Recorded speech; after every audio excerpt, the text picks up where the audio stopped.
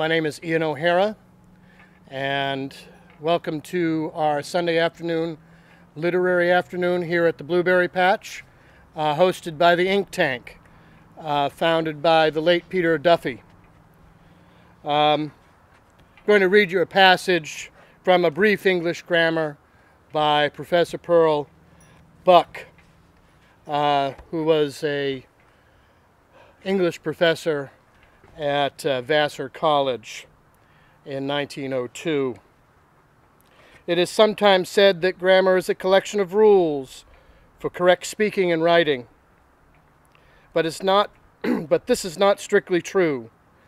The rules of grammar are like the laws of any physical science, such as chemistry, physics, astronomy, philosophy, and geography. These sciences are not a collection of rules telling the winds and the tides, for instance, what they must do, or prescribing how a certain acid and a certain base shall unite. They only report and explain what happens. And so grammar does not say to us directly, you must speak thus and so, but only English people at the present time do speak thus and so, for the following reasons. Knowing this fact, we shall undoubtedly choose to speak so in order to be easily and precisely understood by others, or to avoid appearance of eccentricities or arrogance or ignorance. But grammar goes no further than to report and explain the usages of language, leaving us to choose for ourselves whether we shall follow them or not. That was Peter's favorite passage from this ancient little book. So today's topic is the Algonquin Round Table, or as originally penned, the Vicious Circle.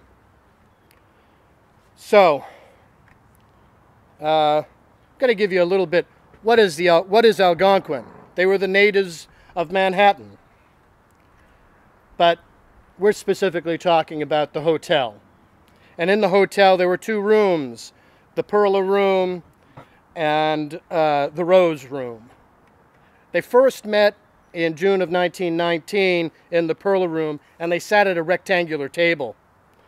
And they being Robert Emmett Sherwood, Dorothy R. Parker, Robert Benchley, Alexander Walcott, John Peter Toohey, Mark Conley, and George Simon Kaufman. And we're going to just touch on a couple of these individuals today. But I want to give a little bit of history about how this all began. Now, at the time, the hotel was owned by Frank Case. And he was very interested in the peoples and the goings-on in the culture of New York City.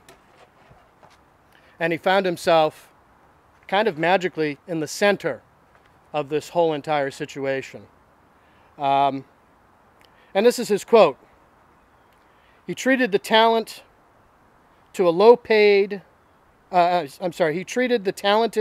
low-paid young writers to free celery, popovers, and a table and a waiter, and that's all I will give. And it was free for a whole year. I mean, that's what he did. So anyways, the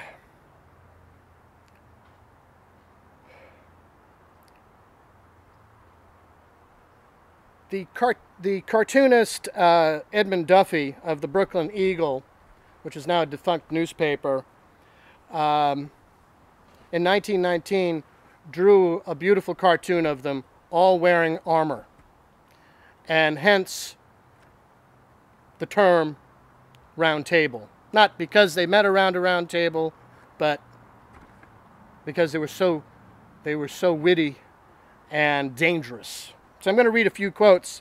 Brooke Atkinson wrote They changed the nature of American comedy, established a new taste for a new period in the arts, letters, and theater. And that's true. That era, this particular time, created what we now know as modern American jazz, theater, and writings. And of course, critiques, which were rare previous to that.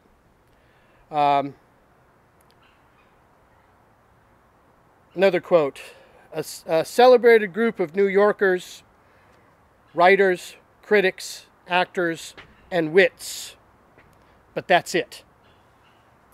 So anyways, Frank Case's quote, what became of the, it all really came to an end in the spring of 1932 because a lot of these people ended up moving on to lesser things or better things or bigger things. Hollywood, Chicago, Florida, new wives, new husbands.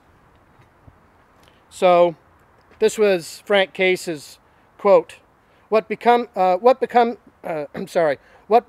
the reservoir at 5th Avenue and 49th Street is this: things do not last very long. And I don't know if you're familiar with New York City, but there was a reservoir there. And Groucho Marx, final comment, the price of admission is a serpent's tongue and a half-sealed stiletto. That was obviously in reference, that stiletto was in reference to Dorothy Parker. So I'm going to talk about Robert Charles Benchley. He was born in 1889 in Worcester, Massachusetts, to a prominent New England family. And what caused Benchley's basic big writings and caused him to move on in his career was the death of his brother Edmund Benchley. And he was one of the early casualties of the Spanish-American War. And one of the major things that came out of this is that he had a benefactor, which would have been his sister-in-law if his brother had survived, Lillian Dura.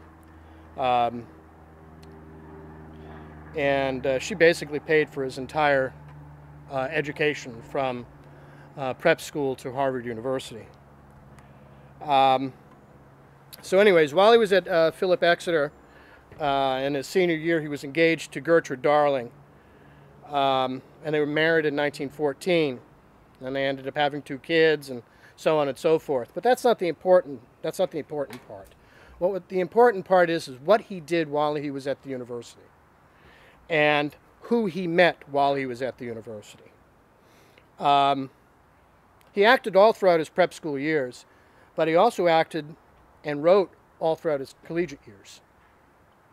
And he wrote for the Harvard Advocate.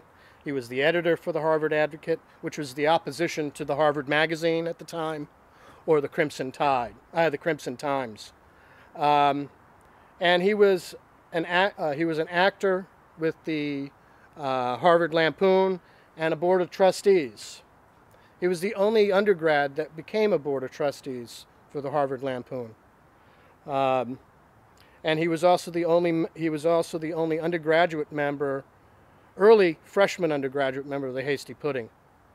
These are all clubs that would bring on a lot of long-term relationships, which would then turn into a couple of people who he would meet later on at the round table. Anyways, he was also part of this club called the Papyrus Club, which is an ancient club at the university, and he was the only undergraduate as well to be a member. So, his first job was a civil servant, served in Philadelphia for 6 months there, and he went on to doing copyright for the Curtis Company, translating French into English for catalogs for the Boston Museum of Fine Arts, where his mother had sat as a board member. And then finally he got into truly doing freelance work. And this is all in 1912. And he received his first paid writing gig with Vanity Fair. And I bring up Vanity Fair because this is a very important magazine at the time. It was a critical magazine of what was going on in society. They talked about fashion. And anybody familiar with who ran Vanity Fair? But it was the late, great Condé Nast. So, anyways, and that was about 1914. As well in 1914, he started to write a standard article for the New York Tribune. And while he was hanging around with Condé Nast, he became very good friends with P.G. Wodehouse. And all of these people would eventually affect America's literary scene. Remember, they were all very young, and they were the up-and-comers. And the group before them were not people who were very much interested in what these people had to say. So while P.G. Wodehouse went back to London and then to Paris, Robert Benchley filled in the spot at Vanity Fair. And he did a bunch of other things. He was a press agent for William Bradley, publicity director for Aircraft Board, which of course was brand new at the time. Airplanes were just getting off the ground, no pun intended. And he also returned back to the New York Tribune, full-time to Vanity Fair. And this is where he ended up meeting Robert Sherwood and Dorothy Parker, who were also staff writers for Vanity Fair. Now, in 1920-21, now remember, the table was founded in 1919, and about 2021, Dorothy Parker wrote probably one of the most scathing critiques of a really, really bad play by a very, very, very famous New York playwright, and essentially called it a work of undazzling art and no suspense. And she was asked to leave Vanity Fair. Now, at the same time, both her friend Bob Sherwood and Robert Benchley quit. They resigned.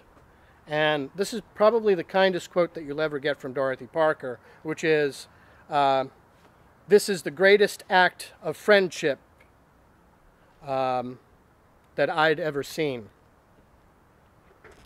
So this meant that Robert Benchley was now a freelance writer again, which he really didn't like doing, but he did it. And so he began writing for Life magazine.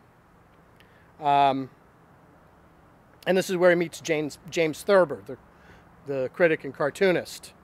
He meets Irving Berlin, who was doing musical critiques, and Jesse Lasky, who was doing critiques of movies. And these are all people who he had lifelong relationships with. And James Thurber hated Life magazine, but it was the only place that would employ him at the time. And so this is what he said: the only reason that the magazine was read was because of what Robert Benchley wrote. So in 1925, Benchley's invited to Hollywood by Jesse Lasky, who was, by this point in time, a producer. And he went there because Jesse said, "Well, you'd be a great screenwriter." And and the funniest thing is the first screenwriting that he did was You'd Be Surprised, which was a pretty decent movie. So anyways, and he's not there in Hollywood full time. He returns to New York. He writes a few plays on Broadway, Funny Face, Smarty, Spellbinder, and all of these plays turn into Fox movies, Fox films. And he meets a whole bunch of wonderful cast of characters. Joan Crawford, Nelson Eddy, Clark Gable, Fred Astaire, Joel McCrea. But he's kind of disappointed. He's not wanting to do this anymore. Remember, he's still maintaining his friendship with all of the people at the table. They had a very, very active life. They didn't just sit around there at lunchtime and gossip. They all did these things at the same time. So he goes back to help out Harold Ross, who was another early member of the Round Table. And he helps Harold Ross found the New Yorker. Okay? This is one of many things that comes out of this group. The greatest magazine on American soil. Not my opinion. I agree, but not my opinion. So anyways, he starts writing in the New Yorker under the pseudonym of Guy Fawkes. And in 1929, he abandons Life magazine. He says, I can't work for them. In 31, he's persuaded to go and do some voiceovers, because now we're in talkies, and now we're in radio. So he goes and he does Sky Devils for RKA radios. 32, he begins his acting career, something he's always wanted to do, not just on stage, but in film. And this is his first feature film, The Sports Parade, starring his friend Joel. And he does, and I'll get to the end and tell you how many films were done, but a couple that you may know is Dancing Lady and a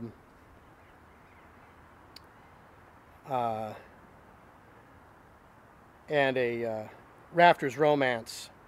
Now, what did Robert Benchley give us? What was his life's work outside of being a member of this illustrious group of people? 2,500 journalistic pieces. Imagine that. 2,000 critical pieces.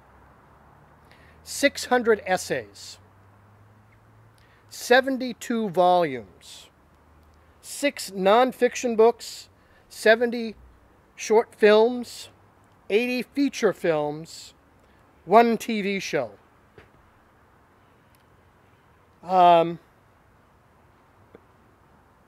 And several nominations for Best Picture, several nominations for Globe.